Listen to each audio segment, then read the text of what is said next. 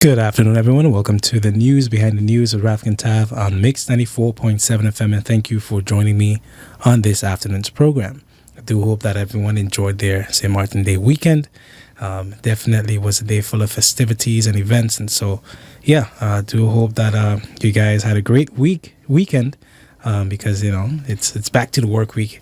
And for today's program, we're going to be doing a highlight as customary featuring different young local professionals on the program. And this afternoon, I have here with me Miss Miranda Matthew, a smart businesswoman. And good afternoon to you. Thanks so much for being on the program. Good afternoon, Ralph. Thanks for having me. Okay, great. I'm glad to have you. Like I told you off air, I've heard a lot of great things about you. So that's a good thing. Good things. I've heard some people express how they look up to you, how inspiring you are. Oh, wow. Particularly as a young woman in business. And I say, well, okay, let's get you to share that, that inspiration and motivate people on air. Okay. And so to start off, could you tell us a bit about yourself and what was it like growing up here in St. Martin? Okay, well, I would call myself a grassroots. Growing up on St. Martin, I was born on the French side of St. Martin. I'm from the French side of St. Martin. My mother is from the French side. My father is from the Dutch side. So I have a bit of both, sides. Growing up on St. Martin, I went to the St. Dominic School, St. Dominic High School, and primary. It was great. I mean, I tend to think I really know our culture really well. My family is really rooted in culture as well as business. So I had a really good childhood growing up. I grew up around business as well. My father has a supermarket, had a supermarket, and that's all I saw when I was growing up. So I tend to think that that's what led me into what I'm doing today, because it was a good experience, and then I can then go into my next process. I went to school in Holland. Mm-hmm. I left in 2002, and I went to Haagse Hogeschool in Den Haag, and after that I decided, well, it was, when you leave home, mm-hmm. I really didn't know what I want to do. I knew it would be something in business, but I didn't know but what it would be particularly. Okay. So I studied business, international business there. And after that, I was still a bit lost. And I decided, okay, I wanted the experience where I wanted to do a master's degree. So I did a master's in real estate and project development in the UK, in Greenwich. And still was a bit lost after that. So I decided what I wanted to do. I got a really big interest in makeup. While still in school? Okay. I tend to think I was one of those original YouTube people. So you used to make videos? No, I never made videos. Okay. I more looked at videos. I started off with more the hair journey. I started looking at videos on YouTube when there was only about 3 or 4 influencers who did hair videos. Now there are millions. Yeah. So that's the early YouTube days. Yes, early YouTube days, and also with the makeup. And then I just because I always had a love for makeup, and I just started studying all of these videos and got more into it. And then I was like, hey, why not just do, while I'm in Holland? That's after the UK. I went back to Holland. Mm-hmm. Why not just do a course in makeup, just for fun? It started as just for fun, for something personal for myself. Yeah. So I went to the B Academy. It was a 1-year course. I thought it would be fun, but it was very, very strenuous. It was one of the most difficult things I've ever done. So way more intense than way the more estate yes, wow. Actually. Because it's more, it had to tap into the creative. And, everyone views creativity different. And I just felt like I was not good enough because it was fashion makeup. It was more artsy. Mm. And, but I was really grateful I had that experience, because after I finished that course, I went on to work with different brands like L'Oreal. I did backstage for L'Oreal shows, in assisting L'Oreal shows, not as a main makeup artist, I wish. And there was also Holland's Next Top Model, that Show? No. Well, I Ralph, know about it now. Ralph, Sorry, not my you need to cup get of into tea. the beauty. It's not your thing, I know. So I did assisting for Holland's Cool. Next Top Model Mhm. as well, and just different projects after that. And it just led me to decide to move back to St. Martin after that. Around how many years then did you spend doing that? Or Oh, once? that was a short time Oh, okay. because I moved back in 2002. I said. No, You told me you 2011. left. I left in 2002. I came back in 2011. Okay. Sorry, time. So 9 years after. Yes, I spent 9 years in Holland, and basically everything I did surrounding makeup was 1 year. Let's just say about 1 year, 1 year and a half. So the decision for me about moving back home was not. I just knew that I had to be home. I had to be back home and build myself at home. I had no plan as well. Same thing. I just knew that it was time because Holland was not the place I wanted to, remain and live. I wanted to get back to my country. Yeah. So moving back here, I started to work. I said, okay, I don't know what I'll do with the makeup. Let me just pursue the real estate part. So I started working as a trainee at Coldwell Banker. And I got a lot of doing different projects with them. Got a lot of experience in the real estate development avenue, as you would say. And from there, I got word from someone that MAC Cosmetics was going to be opening in St. Martin. And I was really excited because I would always go to that store while I was in Holland. It's one of the most famous makeup brands, especially when it came to diversity with dark skin. So when I heard it was coming to St. Martin, I was like, what? I didn't believe it. I thought, because I thought it was a myth until I got the contact information to actually apply, because I wanted to apply just to be a part-time artist. I had no plan, Ralph, nothing, just me following the things I liked. So while working at Coldwell, I said, okay, let me just apply to be a part-time makeup artist so I can do the real estate thing, and then I can do the makeup thing, and then I'll just be doing something. So I applied, and when I applied, it was so funny because when I got there, I didn't get the memo that I had to be dressed in black. I went there with a colorful top, a flower in my hair. Then I had an afro, and the lady was so confused. But I have kind of a bubbly personality, so she was like, "Didn't you get the memo that you were supposed to be dressed a certain way?" So I think then I already left a kind of impression on them. So they called me back after the interview, and they said that we're not interested in hiring you as a makeup artist. We want to hire you as the manager. So I was like, oh. Okay, this changed, So the game. what about that interview made you feel that was the it thing for them? I think Because that's quite a promotion. I know. I don't know. I just went in and I was myself. I was just being myself. And I think, of course, my credentials as well. I mean, with my studies as well, probably a combination with my personality. They were like, no, we don't want you for just being a makeup artist in a store. We want to hire you as this. So I think that's what it was. I really left an impression where everything combined made it, a clear decision for them. So it was, that kind of threw me off because first I was like, can I do this? Like, is this what I should be? Is this the path? Because I was so focused on, no, I'm going to do real estate because I had the study in real estate. Then I was like, you know what? Everything happens for a reason. Like, why is this happening to you right now? And I took the job. And as soon as the store opened, I was the manager there and that's how a lot of people know me on the scene, as the manager of MAC, and from then that store was very popular in the community. I mean, I had a really great staff. We took that store and made it our own, even though it was not owned locally, of course. And because it's basically a franchise. It's not even a franchise. MAC is run by MAC. themselves. Oh, Yeah. so So they don't came even in. provide. No, Oh, okay, I thought they- it was like a franchise. No, they came in and they opened that store.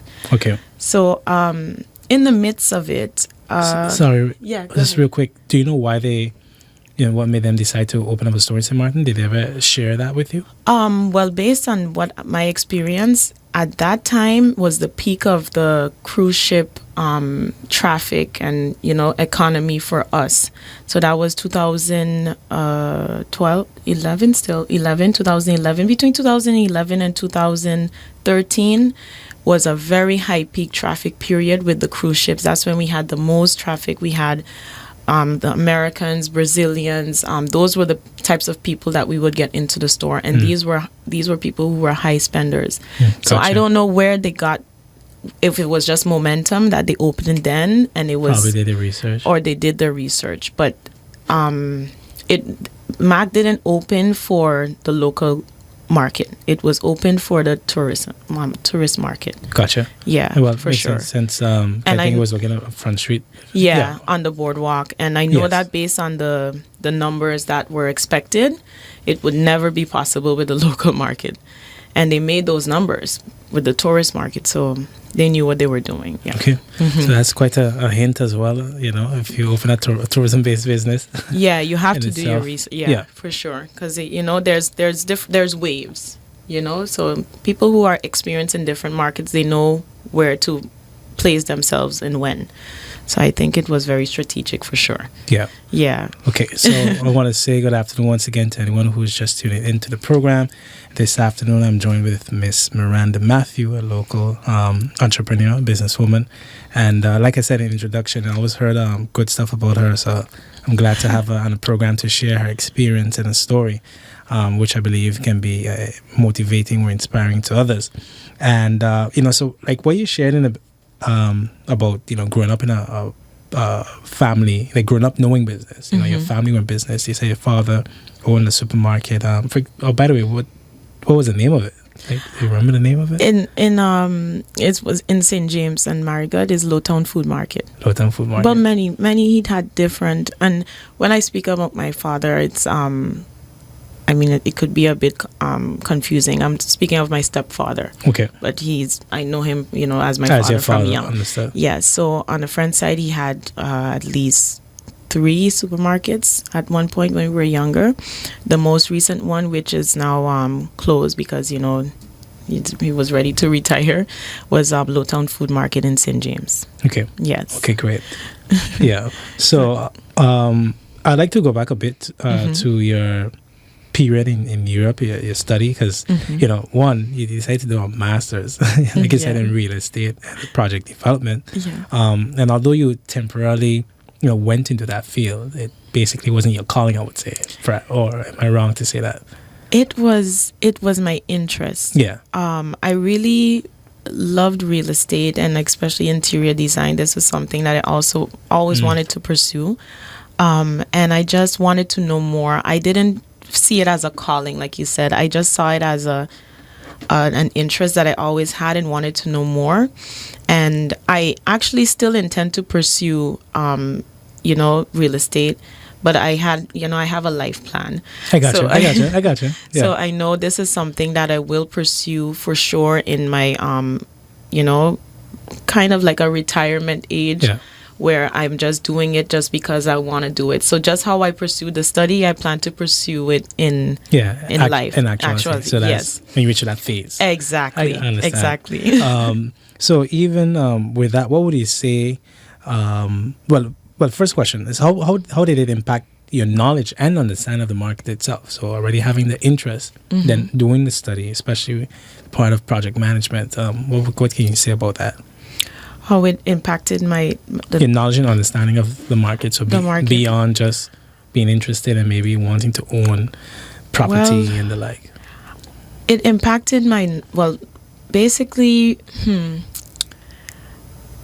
I went into it more in terms of knowing what I know based on just sales, like what I've seen, like, with selling real estate. But the project development part of it and real estate development part of it is completely more like different, especially when it comes to the different markets, because I studied in the UK, and the way they did things is so much different, because everything is based on codes, and the different I forgot what they call them, like the different sector zones and different zoning and stuff. And in St. Martin, that doesn't really exist. It exists, but not to that extent.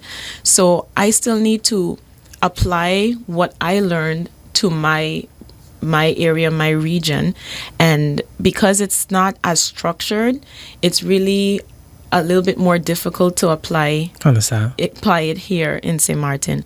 But for sure, I feel like I really would like to get into development myself and apply what I learned in order to help local people to be able to own and to be able to purchase and to be able to understand as well, what we can do here on our island and what we can do when it comes to just having generational wealth and being able to own property themselves. Yeah. Because this is something like I said, it will impact me later down, but it's something I've started now, so that when that time comes, I'll be able to pass on that knowledge. Yeah. Because it's something that's really lacking. Everyone is doing things for themselves, but no one's sharing how. The communal factor to it. Especially to the community, because I know people like you, like me, like everyone who just wants, to have a piece of St. Martin as well, that we can call home. Yeah. So to truly be invested in exactly. Yeah. So when the time comes, I definitely will start to venture into that, and hopefully what I've experienced, which while going through the experiences, I can share it and just help somebody else. Yeah. No, I like what you shared, because so the first thing that comes to mind even with this discussion is a quote from Malcolm X. The basis of revolution is land. Yes. And not saying now to go out and along St. Martin and seize land. But as far as your identity, besides your language, is tied to your land. Exactly. And if you look at the makeup of St. Martin, as far as how our identity, our identity has changed, it really is connected to who owns the land as well. Exactly. So when St. Martin went from being a nation predominantly owned by its people to anybody carving up their own piece of our available plots of land, then the overall culture of the island changed. Exactly. And that makes a difference, because that means that those persons have, in a sense, implanted their identity, their culture, their beliefs, and so forth in this land, which has, so besides just living or dwelling in a place, when you're an owner of it as well, you dictate. Exactly. You dictate the space that, which can further lead to the type of narrative even that land is given. Exactly. So that's why home ownership, land ownership is so powerful, because it is beyond, well, of course, wealth and wealth is particularly the predominant thing. Yeah. But it's deeper than that too. It's deeper than that, especially for us who are in the Caribbean, which the land, I mean, that's always up for discussion. The land is something we fought for, to so that we could be able to call it home. So like you said, it's to live freely. So it's definitely much deeply rooted than just the wealth part of it. It's just it's an identity as well for us. Yes. Yeah, definitely. I agree. So in listening to, again, you sharing your journey, I would say, moving back home, working in real estate, but just following something you like, following your passion, I would say. Yes. To the point where that gave you a promotion, where you end up managing the Mac store. When you finally got the position, then could you share a bit about the lessons you've learned? And so, because it's one thing to do something you like on the side, yes, or part-time, but now you're fully entrenched in it. Yes. And not just from a passion level, but managerial position. Yes. So how was that like? It was tough, because what I did, I mean, what has always guided me is just being, I think I can call myself a natural leader, and and a people person and very customer oriented. So I really didn't know what I was doing.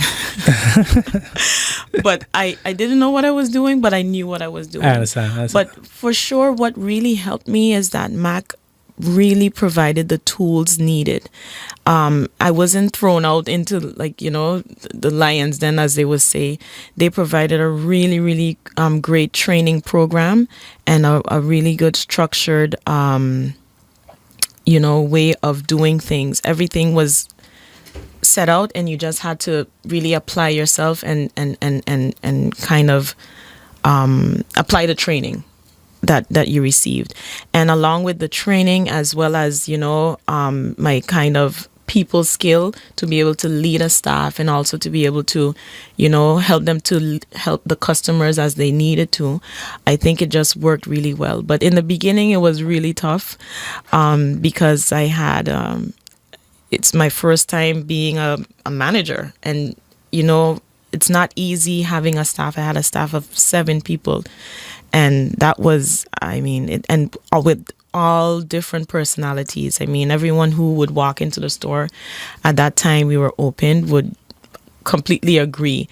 And you had to tweak yourself. I had to tweak myself to be like, okay, I deal with you like this, and I deal with you like that, and really focus on the good traits of certain people, and how to bring out that how you say that element, the qualities, and that element that they can bring forward to our customers. It was maximize really the potential, tough. basically. Exactly, it was really tough, but I learned so much in having patience, because it was like having 7 kids. It was but it was a really good experience, and I think it molded me into the person I am today, for sure, with what I learned from that position, for sure. Okay. And how did you transition then into England? Oh, that's all. Everyone asked me that question, because it was one moment I'm at Mac, and then all of a sudden, okay, she's not there anymore. So what happened, Mac was a really, really good company to work for. Like, they really invested in their employees. However, over time, they also had their own transitions. Estee Lauder, the company, purchased Mac, or they acquired Mac, and it became very corporate. And I always felt like, because of the changes, I always felt like there was a lot of limitations in how I can impact my local community. So, for example, I would have someone come in and ask, can Mac sponsor this? And it would always be, I have to go through 10 channels to get an answer, and the answer would always be no. And I was the face at the time, and I didn't feel very comfortable, if there's no way that I could give back to my community. It's, you're here, you're taking, but you need to be able to give back. And I wasn't comfortable being the face anymore. And I was just like, you know what? I think it's time to move on. And I was basically the backbone of the business. And I was like, but if I can do this for them, I can do it for myself. I just sat down one day and was like, I can do this. So what I did is I was just like, okay, what can you do? And I thought about Inglot.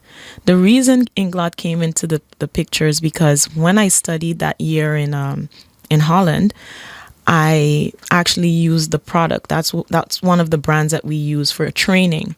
So I was familiar with the brand, and really, really beautiful products. So I was like, and then what happened, and maybe this is a manifestation, a story as well. Right before I left Holland, the main educator from the school, she knew I was moving back, and there was these people who had just opened an Inglot store in Amersfoort, that's in Holland. And she was like, yeah, maybe you can meet them, have a meeting, you never know where it can go. And I was like, okay, let me just, I'm going back home, let me just be open to opportunities. So I met this couple, and I did a full presentation of my island, because the educator was very much like, she was telling me maybe this is something I can work with them in St. Martin and do something. And I was like, okay, let me just do it. So I did a full presentation for them about St. Martin, the boardwalk, everything. So I did the presentation, met these people, never heard from them again. I had already moved back. So when I thought about Inglat, that's when it came to me, because I was like, but that's probably an option. I didn't really go back to them to find out anything. What I did is I contacted the company directly, which was a whole challenge in itself, because there was no information to actually directly contact anyone. Finally, I got through. I expressed my interest, and then things just started moving. Like, they was like, okay, well, this is what you have to do. I didn't know what would come of it, and all of a sudden, it was happening. Like, they were like, okay, send your information, your credentials, everything. And it was so funny, because I was supposed to, one of the things I was supposed to do is send a presentation of my plan and my region and everything. And Ralph, the same exact plan that I made for that couple is the one I found in my email and I sent to Inglat. All I had to do was change the date. Wow. Everything was, wow. I didn't have to change anything. It was exactly what they were asking me to provide in terms of understanding what I planned to do. And I was like, wow. So that presentation that I made then wasn't for them. It was for me.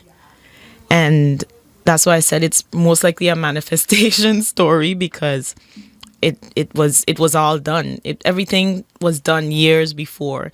So I sent it and I was approved as a partner. And here we are. Wow, that's a powerful story. You see what I was saying about the inspiration? Yes. What really stuck with me and listening to you is pursue your passion. Yes. Pursue your passion wisely as well. I will add that. Because I could talk about that from a personal experience. I'll probably share that story another time. Okay. But pursue your passion wisely. It is. Yeah. Because the yes. investments you make in the past really, it manifests, as you say. You see the fruit of it in the future. Definitely. Yeah. Definitely. I think so everything is for a purpose. Everything is for a purpose. And I mean, there was one of my employees that I was, speaking to her recently, a couple of months ago, and we were talking about the experience living in Holland. And I told her, when I was in Holland, there's always this stigma of, the St. Martin life in Holland. Mm-hmm. And I never really believed in it. Like, you just go by each other and the struggle life, I will call it. Yeah. So I just didn't believe in it. Like, why can't I just didn't understand, why do I have to live in social housing? Yeah. Or why can't I get a car? Live and thrive. What, I always asked why. Mm-hmm. And I decided after a while, when I finished studying, I was like, well, no, I want to live in Amsterdam. I want to drive around. I want to drive to work. I want to do so everything that I asked on why, and I didn't understand why I couldn't do it. I did it. Yeah. Yeah. I lived. It's good to have that mindset. That was the mindset I always had. So when it came to pursuing the things I wanted to do, I just was like, but why not? Yeah. And whenever I couldn't get an answer to why not, I did it. Like that. So we're going to take a quick break and we'll be right back. Okay. Good afternoon, everyone, and welcome to the News Behind the News with Rafik and Tav on Mix 94.7 FM, and thank you for joining me on today's program. I have here with me Miss Miranda Matthew. I almost say Miranda Curtis. That's a singer, a gospel singer. Miranda Matthew, who is a local entrepreneur, sharing her story about being involved in business and her growth and journey as well. And just before the break, you spoke about the transition from Mac to Inglat. Yes. And what I would say is a very powerful testimony. Even the fact that the presentation that you provided that sealed the deal was something that you had already completed. Just sitting there in your email, catching dust virtually. Literally. But it was made for a purpose. Yes. And that purpose came to being. So with that, my first question for you, as I would like to kind of go deeper into your experience as an entrepreneur and so forth, is when you look back at your journey, what lessons did you wish you learned sooner? Oh wow, that's a good one. I think the lessons I wish I learned was basically just more structure, personal structure and business structure. Like I said, I came from being a manager and just jumped into having a business. And one thing I know for sure is people know Inglot, for example, as me, but Inglot is bigger than me. It's a brand, and sometimes it feels like I have a small store, but I need different departments bigger than just myself. Like I maybe I should be running like a Telem or something in order to be, just because the brand is already established, and it needs a level of structure and discipline to have a business in general. So I've learned that had to come afterwards. That came afterwards, and it's still a struggle, because as an entrepreneur, no one is telling you get up in the morning, what time to wake up. No one's expecting you to come in for a certain hour. That's a discipline I have to have for myself.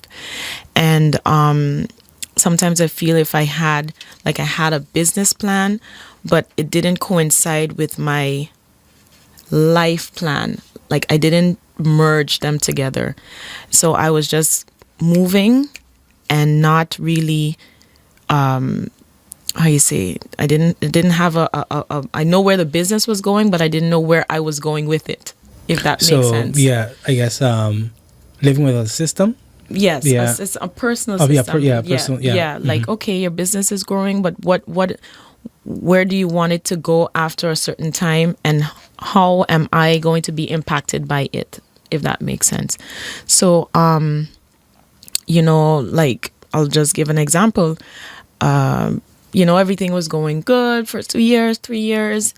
Then, boom, Irma. Because I have a whole other story with that. I mean, I was in the midst of two pandemics, or two big economic situations that we went through. So Irma, I lost my store in town. I used to be in Phillipsburg, right next to Holland House. Yes, that's where Inglot started, right in town. And lost the entire store. I believed, based on what I saw, it was broken into. And then, of course, the hurricane finished everything off, where I lost the entire store. And because of that, I moved to, I was not going to reopen, because it was, such a big loss for me. But then I was like, you know what, let me just, it's a little story as well. I kept meeting Anella Brooks from, she used to have her wedding store, Arabella. And she had just moved to Miss Lally's, and I kept meeting up with her, and she kept saying, yes, come check it out. This was just after Irma. Everyone is still scrambling. And she said, yeah, come check it out. And I'm like, she said, yes, a unit next to me is available. Come and see at least. And on the third time, I say, okay, let me just go and see. And when I went, I was like, but this could really work. Like I can move, because I'm so accustomed of, remember, I was at Mac in town, and then I moved in town. So I didn't know how to function there.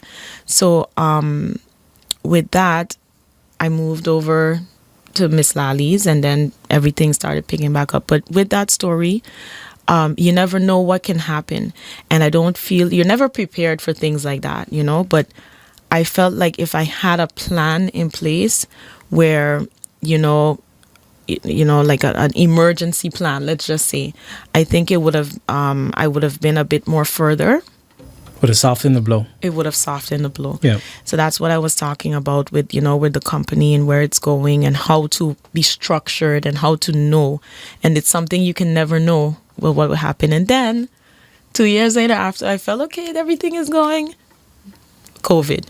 So it was like two very big transitions I went through, and you can never be prepared. So that's what I've learned. Like now I've gone through two things that really was a blow.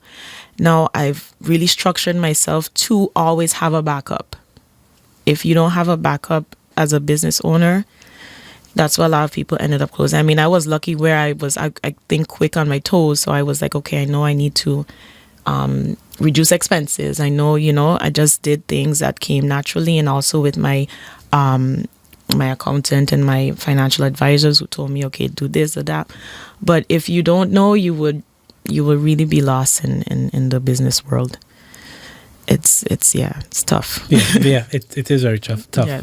Especially because you are the one who are in a position of, in a sense, not dictating, but contributing towards a household. Yes. By way of your employees. Yes. Being responsible to pay salaries and all of that. Exactly. And while sometimes it may come off like, well, as business people don't mind just cutting people off. It's a very tough decision to make. It's tough, and that's one of the, how to do it.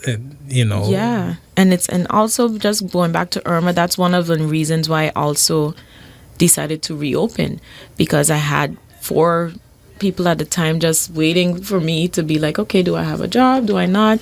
And I mean, they were really, really good team. So I was like, okay, that was also a motivator, because like you say, you have multiple households looking at you to be like, okay, what are we doing? So that's when I was like, okay. So that's another reason I decided to come back after Irma as well. Yeah, that's really great, and I appreciate you sharing that. One thing that comes to mind too, as you speak about having a backup plan and the like, is pivoting and innovation. How did you incorporate that in, especially post? Hold on just a minute. No problem.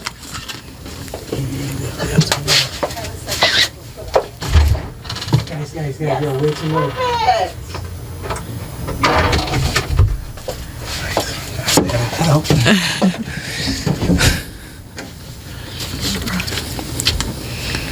Okay.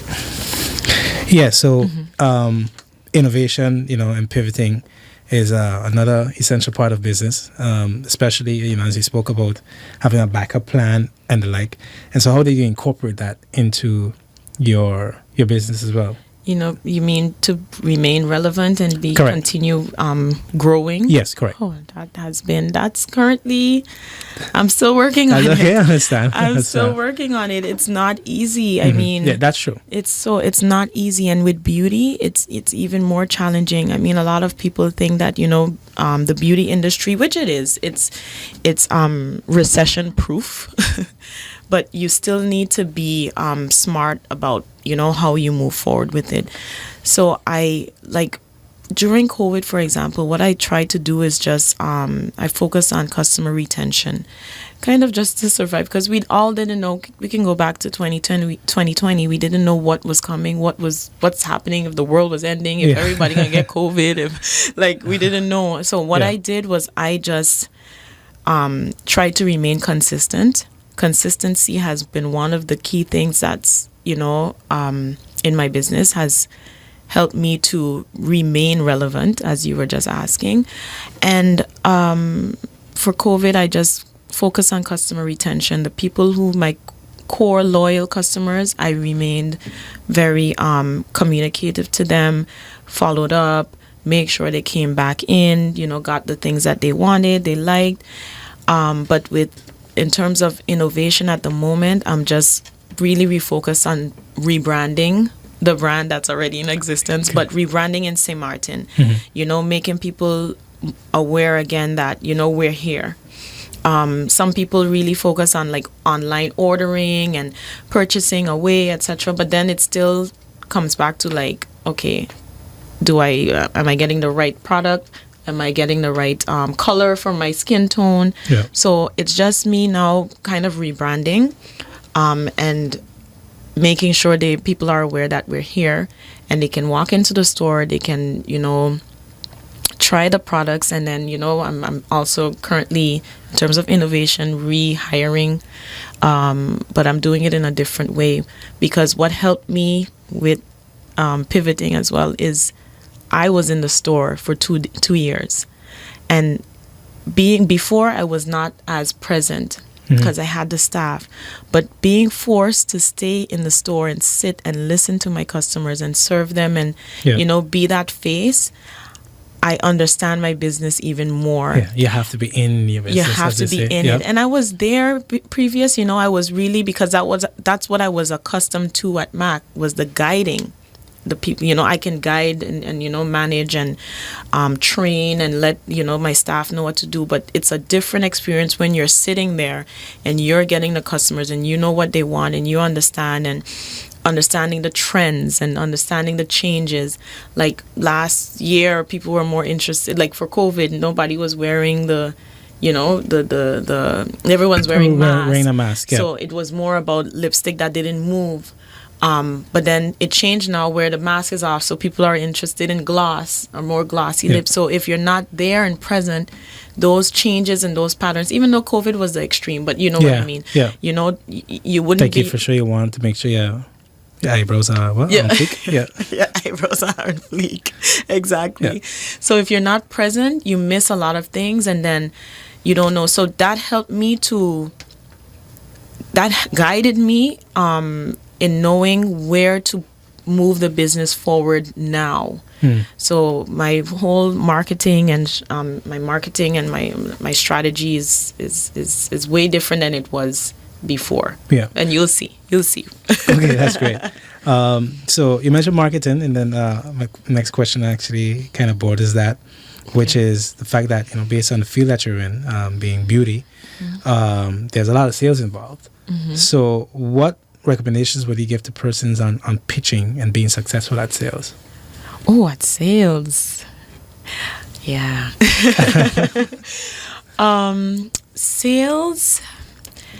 Sales is one of my, I think it's a natural skill I have. I always say I can probably sell water to a well.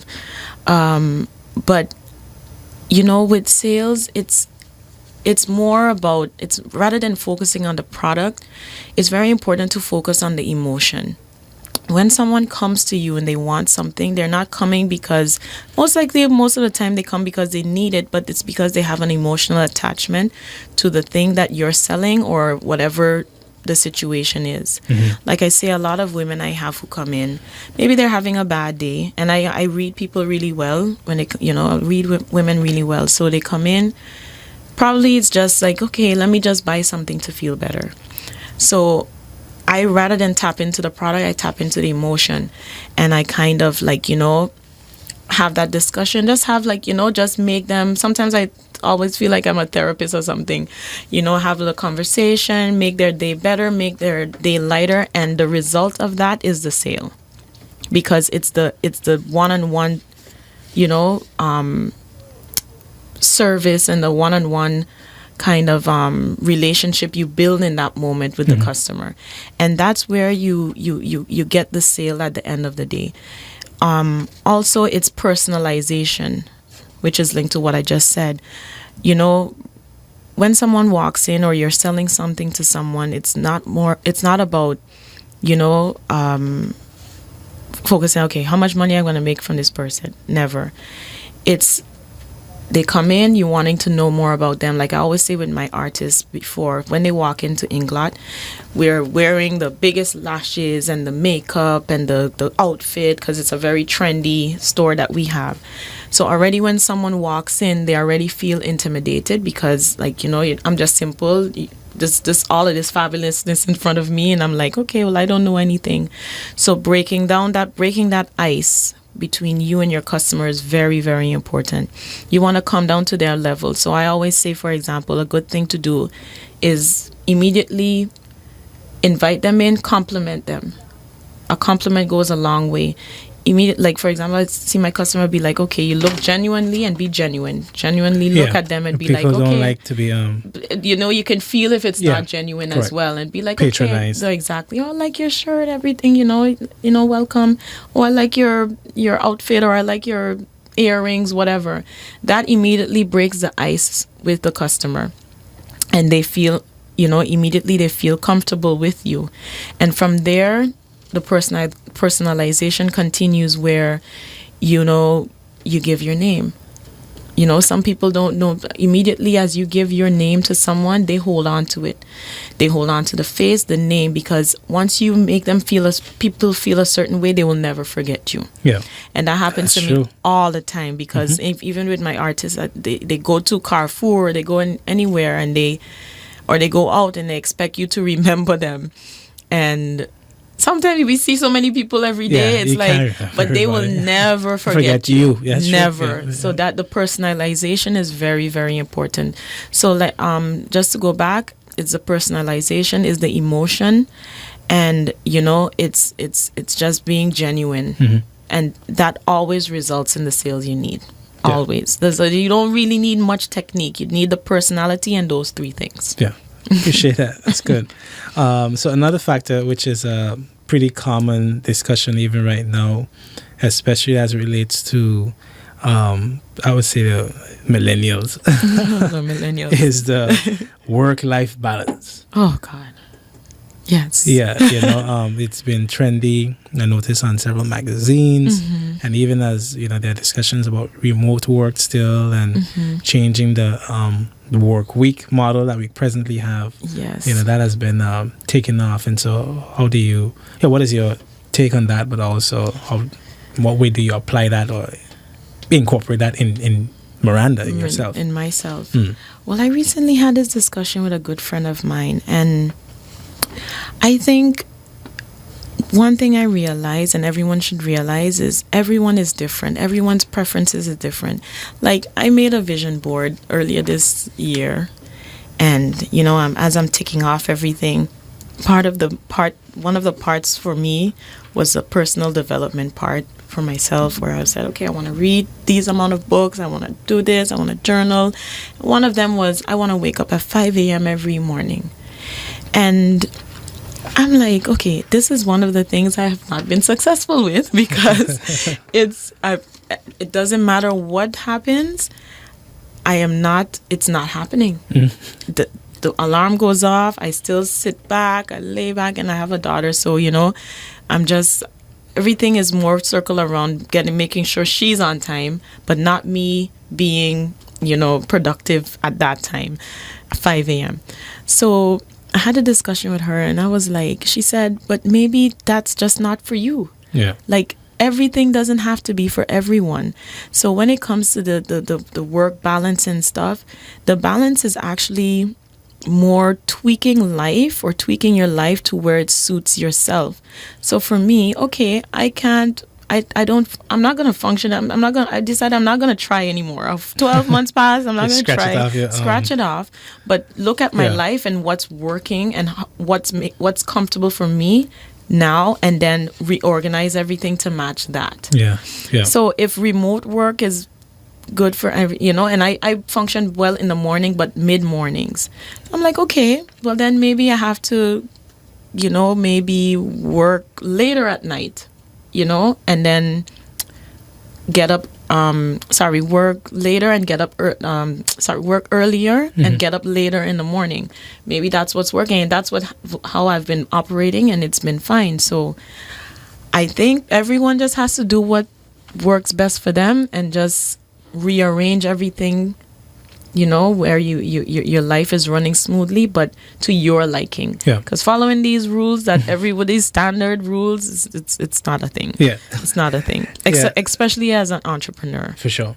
Yeah, because we remind me of a meme and a TikTok video I saw of basically, you know, the overly hype personal developers, I would say. Yeah. That'd be like, you know, especially the podcasters. Yes. Which, you know, at age 26, you know, I owned four homes and became a multi-millionaire at 23.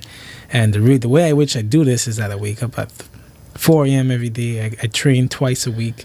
I read 6 books in 3 days. You know, just overly and hype, I would say, but overly hype. But I appreciate your response where it's, you know, you tweak your lifestyle. He read 3. Maybe you just need to read 1, and already you get that same inspiration and do the same exact.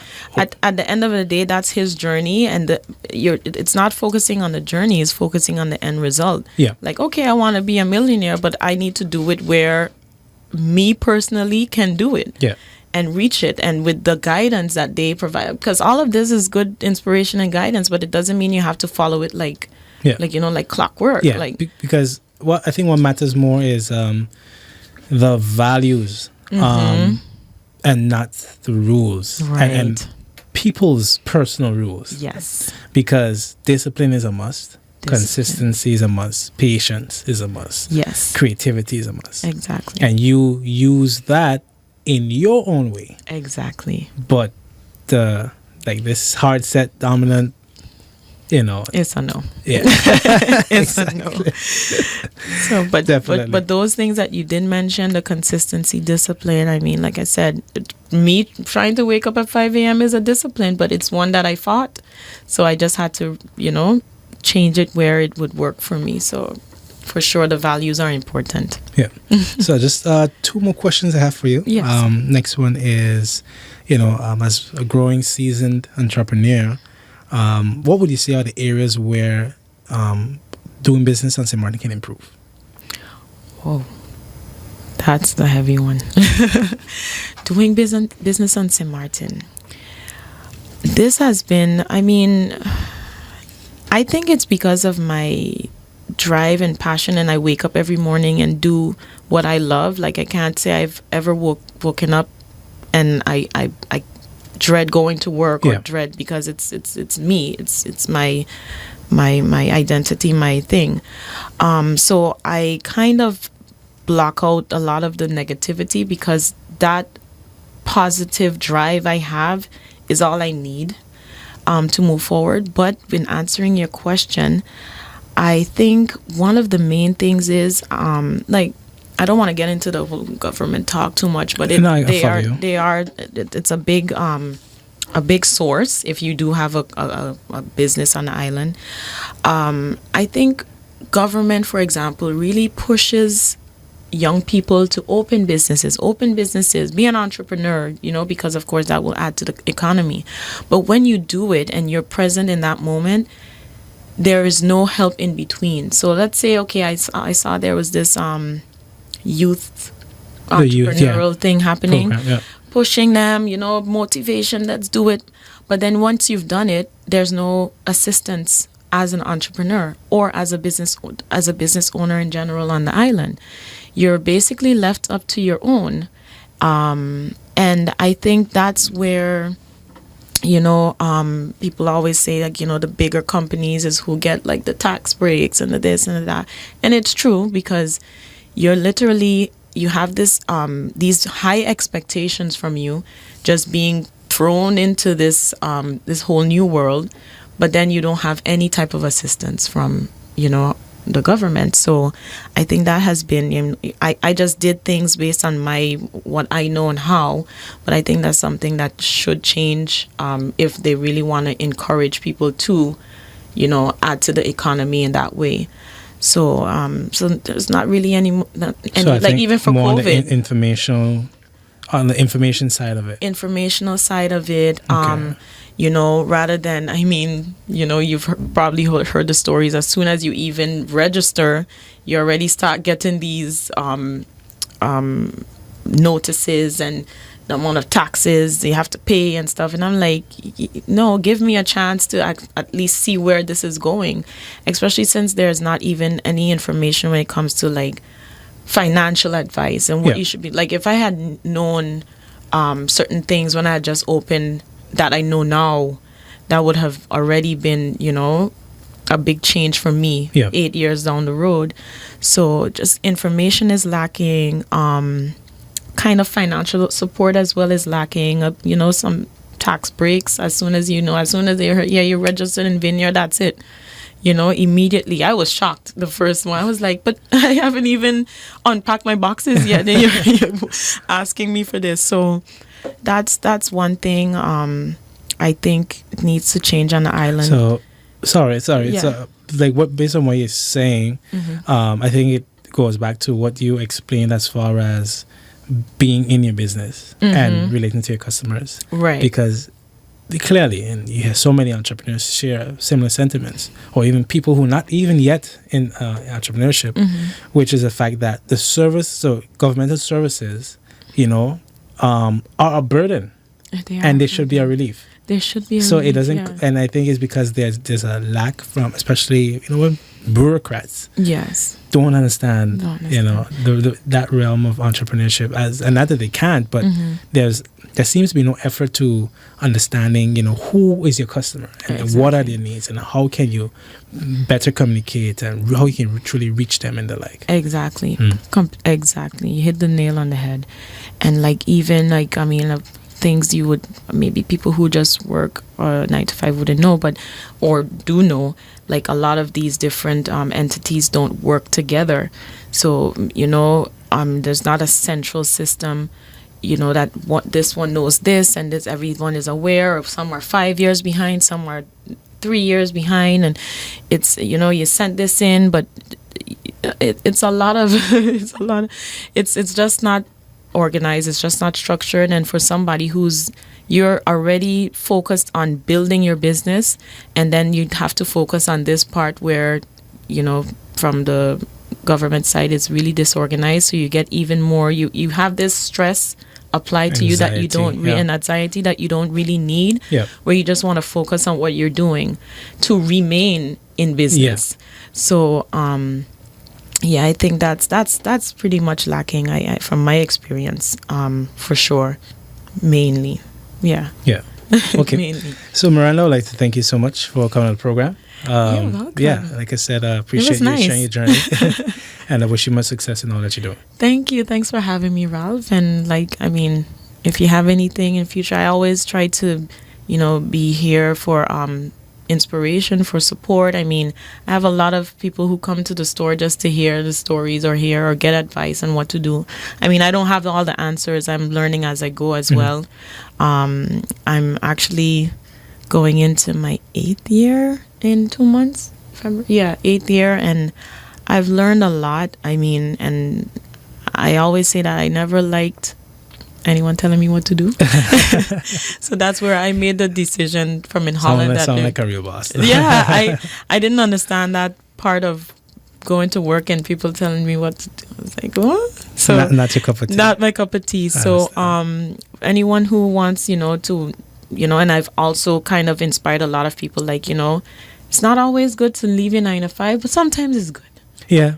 That's especially when, you just it's hard to take the leap, but just follow. Yeah. Sorry for all your passion with wisdom. Sorry. Exactly. So So if anytime you have anything for the future, just let me know. Okay, sounds good.